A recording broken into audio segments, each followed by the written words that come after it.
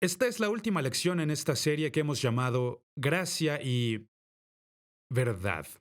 Y creo que es una de las series más importantes que he compartido. El apóstol Juan dice, la ley vino por medio de Moisés, pero la gracia y la verdad vinieron por Jesucristo.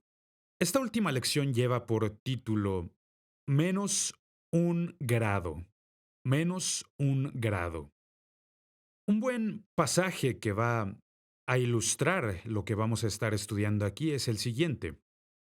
Eclesiastés capítulo 10, versículo 1, que dice, Las moscas muertas apestan y echan a perder el perfume.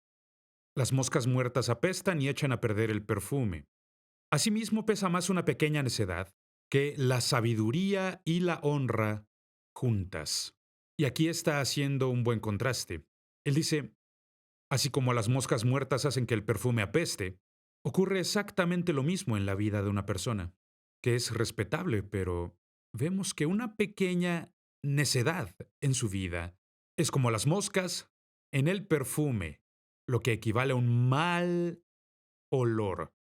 Ahora, un ejemplo que pude obtener respecto a todo este tema de menos un grado es con la ilustración de un vuelo en un avión.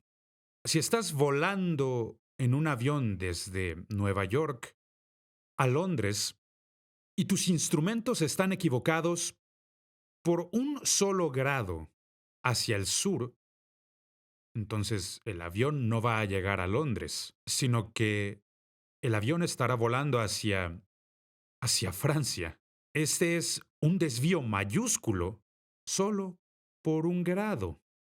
Para cuando llegues estarás en un lugar totalmente distinto al que creías.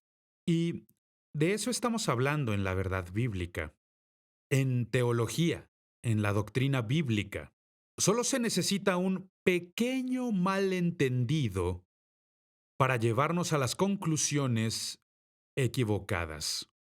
Tristemente he visto esto en muchas iglesias y en las vidas de personas, buenas personas, personas que aman a Dios, personas que quieren servir a Dios, pero menos un grado, un ligero desvío y terminan muy, muy lejos del punto en donde deberían estar, un destino totalmente distinto en la vida. Para desarrollar este estudio vamos a plantear algunas preguntas. Vamos a utilizar preguntas para ilustrar este menos un grado. Primera pregunta. ¿Puede ser posible perder nuestra salvación?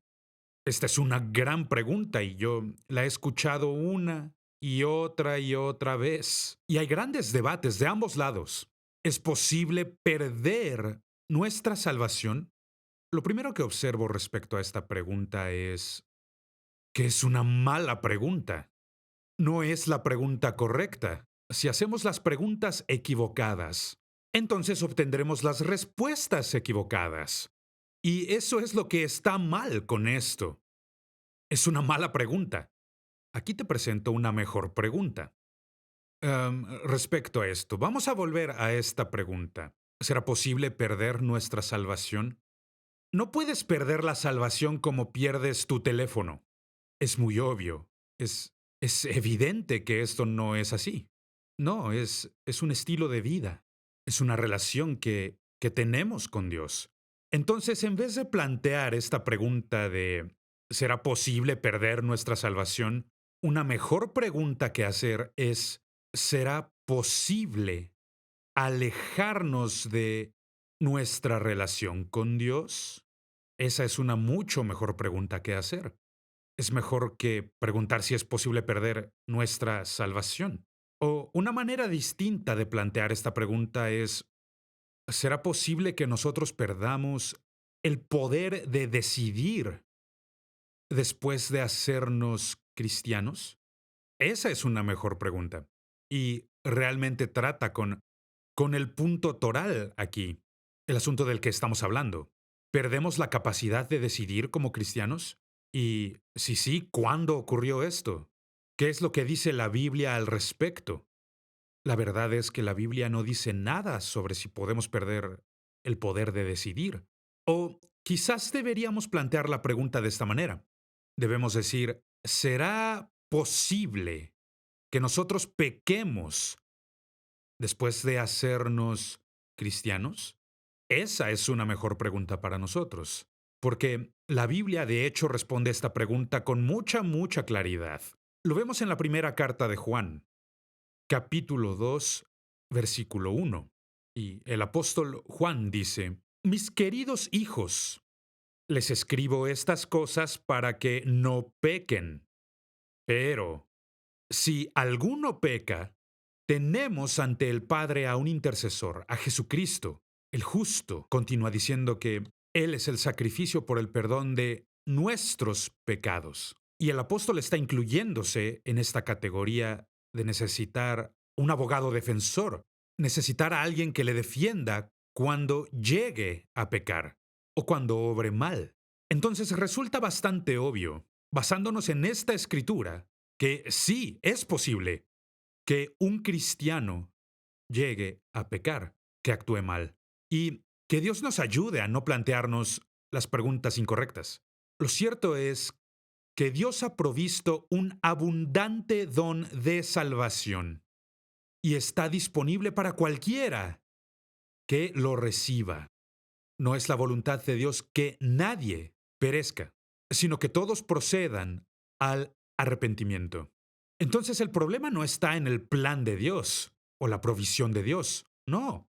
Es lo que el apóstol Pablo describe como el Evangelio de Jesucristo. Romanos 1:16, me encanta este pasaje de la Biblia. A la verdad, no me avergüenzo del Evangelio, pues es poder de Dios para la salvación de todos los que creen, de los judíos primeramente, pero también de los gentiles. Es decir, no importa cuál es tu nombre o cuál es tu nacionalidad, no. Dios ha provisto salvación, que es suficiente para ti y es suficiente para todos. La decisión es tuya, amigo mío. ¿Es posible que nosotros perdamos la salvación? Estás haciendo la pregunta incorrecta. Es la pregunta incorrecta. Necesitamos retroceder y redefinir lo que decimos. Vamos a plantear otra pregunta. Y esto es algo que yo he escuchado una y otra vez, con muchos predicadores. Y vamos a plantearlo en forma de pregunta, y esto dice así.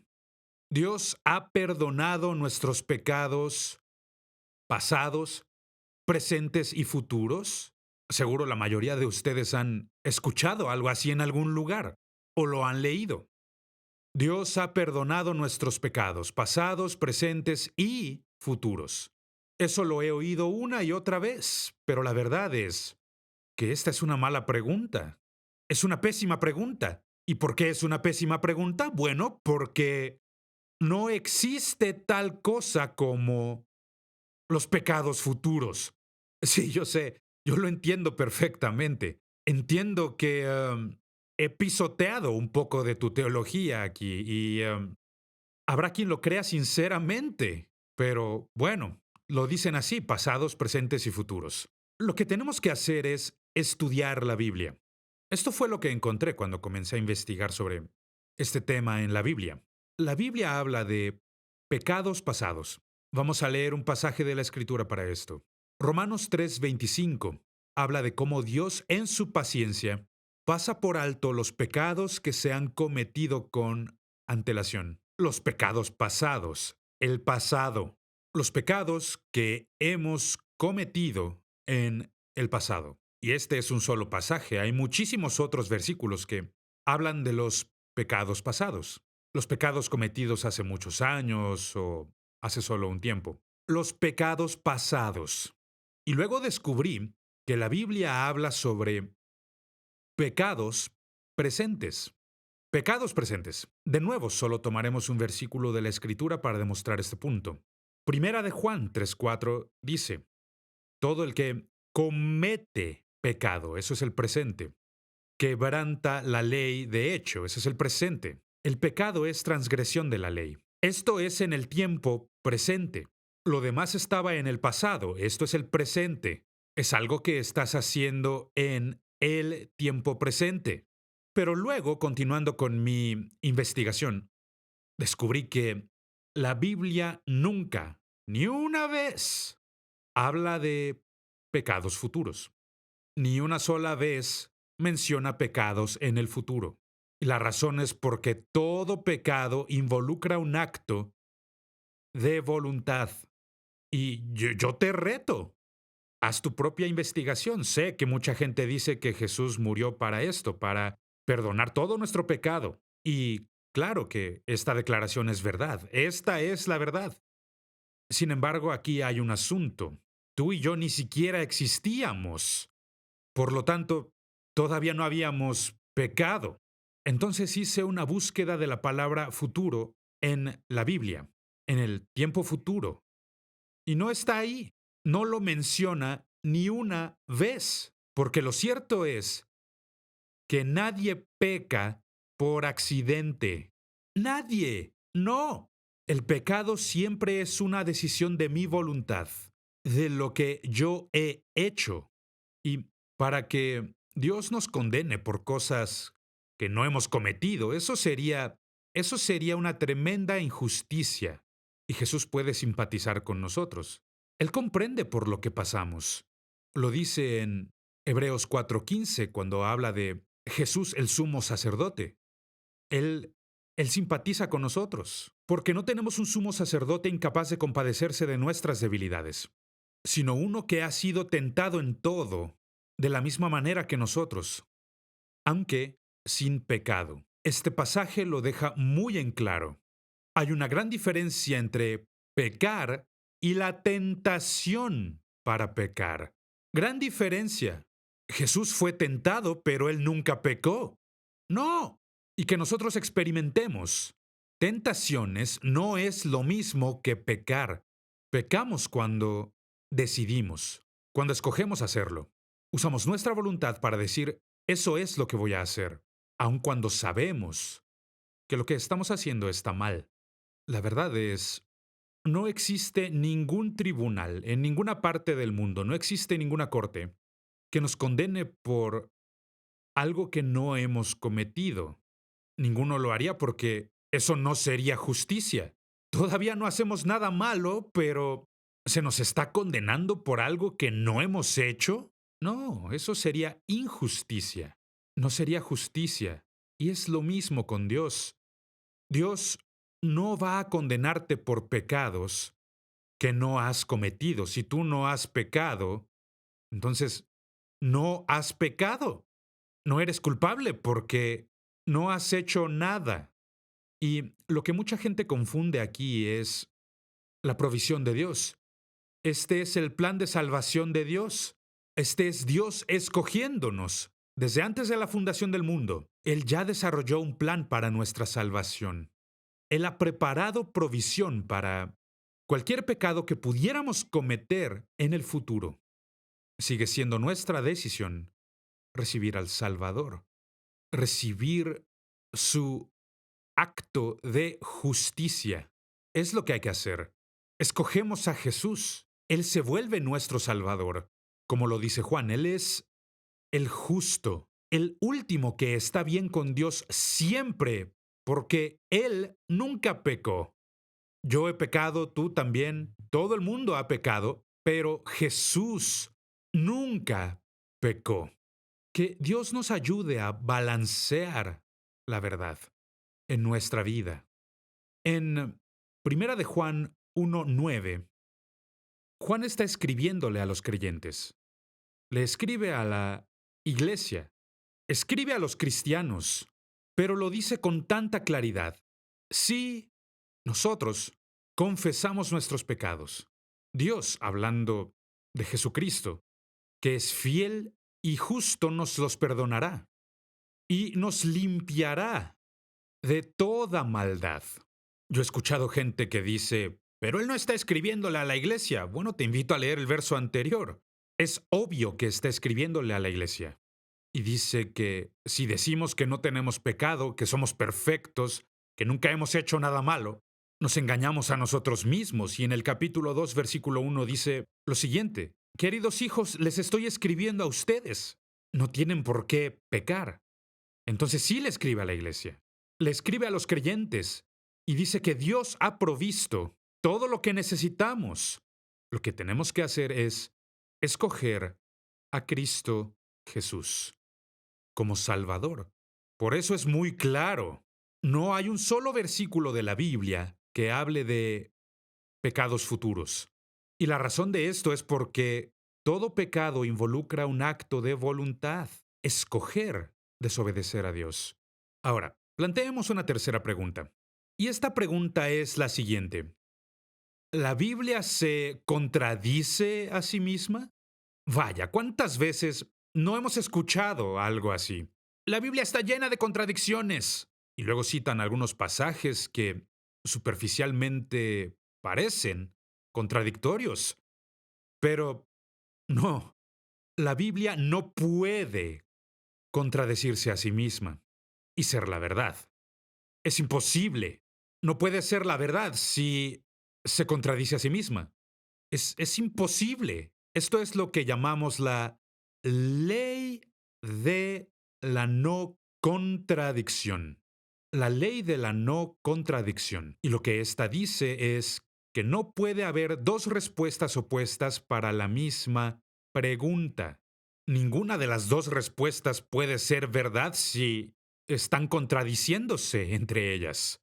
Como estudiamos en el balance de la verdad, sí, puede haber dos lados para la misma historia, pero no son contradictorios, sino que son complementarios.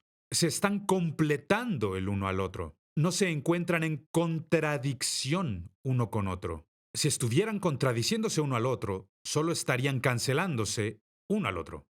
Sin embargo, puede haber dos lados para la misma historia. Y de esto estamos hablando cuando mencionamos una paradoja. Una paradoja. La palabra paradoja se refiere a una declaración que parece ser contradictoria, pero que podría ser verdad. Eso es lo que vemos en la Biblia. Es una paradoja. No es algo contradictorio. Las personas que dicen que la Biblia es contradictoria son personas que no tienen la más mínima idea de lo que están hablando. Están hablando a un nivel superficial. Buscan motivos simplemente para iniciar una discusión o para justificarse a sí mismos.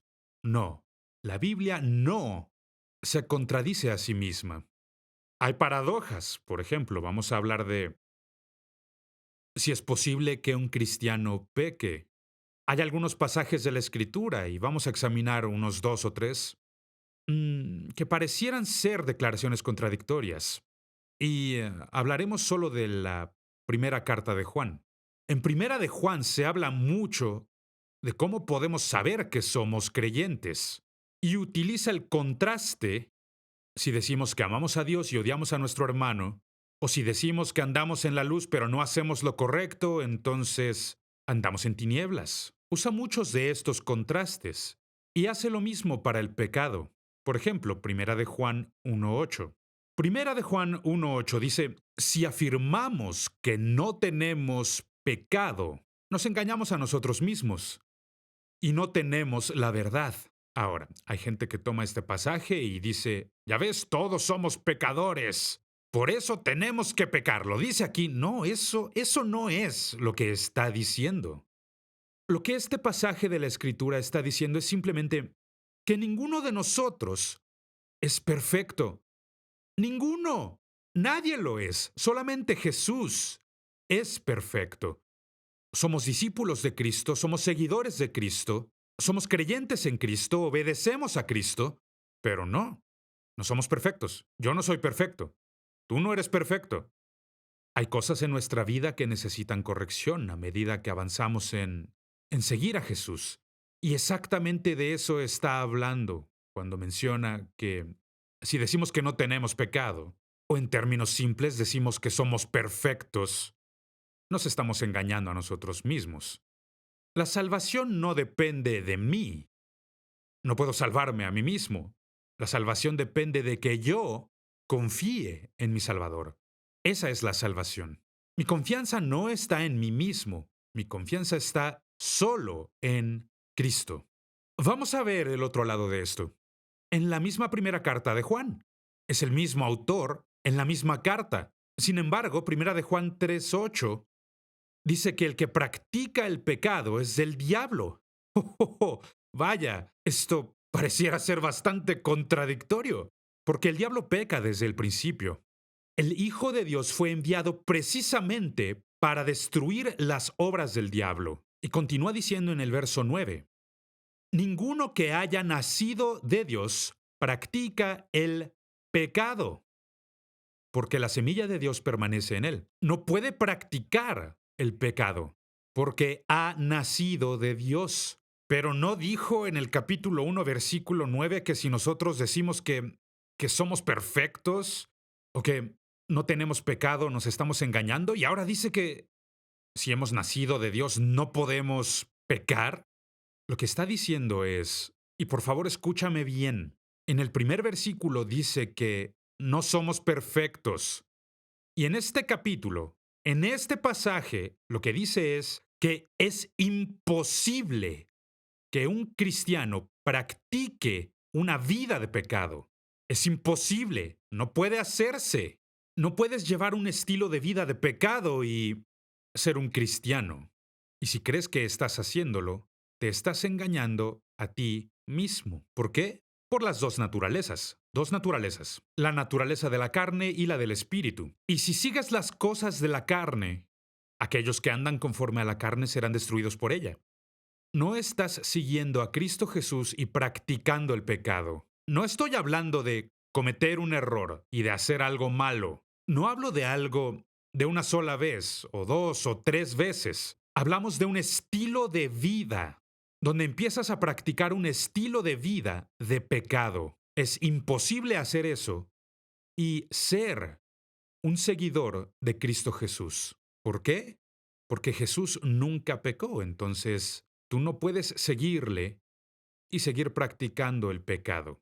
Ahora, uso esto como una ilustración, pero la verdad es que hay muchos pasajes en la Biblia que tienen muchas interpretaciones, muchas. Y si solo leemos a nivel superficial, entonces será sencillo confundirnos. Y es por eso que Juan continúa en Primera de Juan, capítulo 4, verso 6. Habla sobre el espíritu de engaño y dice lo siguiente: somos de Dios. Todo el que conoce a Dios nos escucha, pero el que no es de Dios no nos escucha. Así distinguimos entre el espíritu de la verdad y el espíritu del engaño. Y esto es algo clave. El espíritu de la verdad y el espíritu del engaño.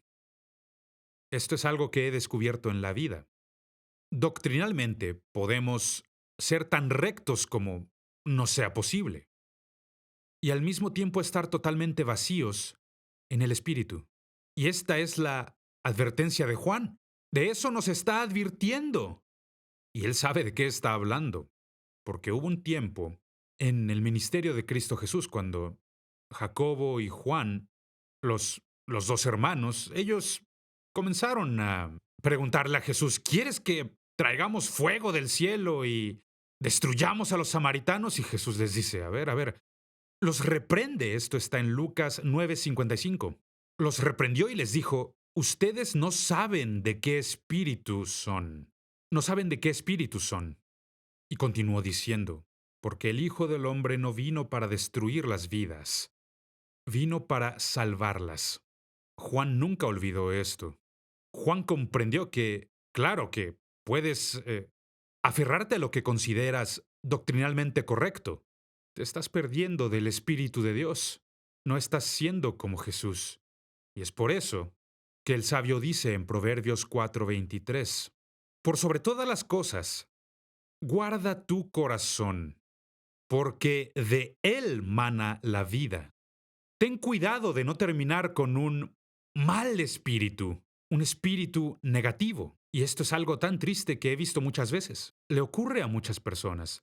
Están discutiendo todo el tiempo sobre su doctrina, pero su espíritu está todo mal. Su actitud es totalmente errónea. Están totalmente mal en su amor por otros, porque tienen un espíritu incorrecto, equivocado. Y en este estado es un problema. un problema con Dios porque ahora van en una dirección en la que Cristo Jesús nunca fue. No es suficiente con que tú insistas en pureza doctrinal. También tienes que tener la presencia del Espíritu Santo activamente produciendo el fruto del Espíritu en tu vida. Una gran frase que oí hace mucho. La moralidad de una persona dicta su teología. Y vaya si es verdad. Voy a repetirlo. La moralidad de una persona dicta su teología. Y he visto personas que intentan justificar su estilo de vida practicando el pecado diciendo, su gracia es suficiente. Sí, su gracia es suficiente para que te arrepientas y abandones tu pecado. Pero la gracia del Señor no está ahí para que tú andes por ahí practicando el pecado. Te estás engañando a ti mismo. Pablo habla de ello y dice, engañan y son engañados. Que Dios nos ayude a no ser así.